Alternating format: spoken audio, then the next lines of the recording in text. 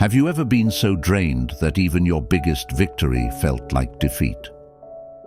What if I told you, God's greatest power in your life doesn't always come with fire or thunder, but in a whisper?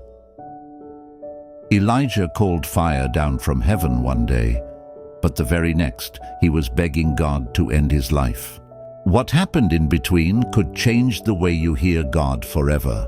The mountain of Carmel still smoked from fire. The crowd still echoed, "The Lord, He is God." Elijah had won. Victory was his. But a single threat from Queen Jezebel shattered his strength.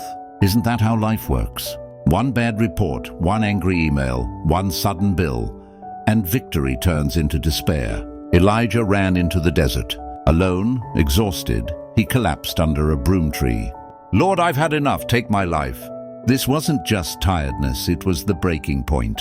But here's the twist. Instead of anger, God sent an angel beside Elijah. Fresh bread, cool water.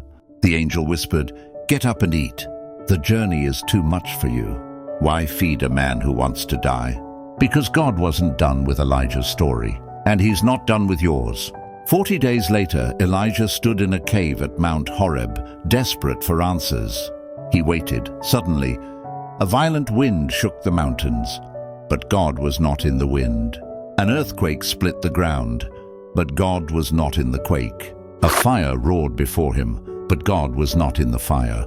Then came a sound so small it almost slipped past unnoticed. A gentle whisper. And in that whisper was everything Elijah needed. Reassurance, renewal, direction. Do you know, sometimes we chase God in the dramatic moments, waiting for fire or lightning. But His greatest healing often comes quietly, in stillness. The whisper wasn't just for Elijah, it's for you. It's the whisper that says, "You're not forgotten. You're not finished. You're not alone." Elijah entered the cave hopeless, but left with a mission. That's the power of God's whisper. It doesn't just comfort, it transforms. After the fire came a gentle whisper. When Elijah heard it, he pulled his cloak over his face and went out and stood at the mouth of the cave. Kings 19:12-13. Lord, help me tune out the noise and listen for your whisper. When fear, anxiety, or exhaustion shout at me, remind me that your voice is near. Whisper peace, whisper courage, whisper hope into my soul. Amen. The fire may grab attention, but the whisper brings transformation. Listen closely. Your breakthrough might not come with thunder, but with a gentle voice that says, "I am with you."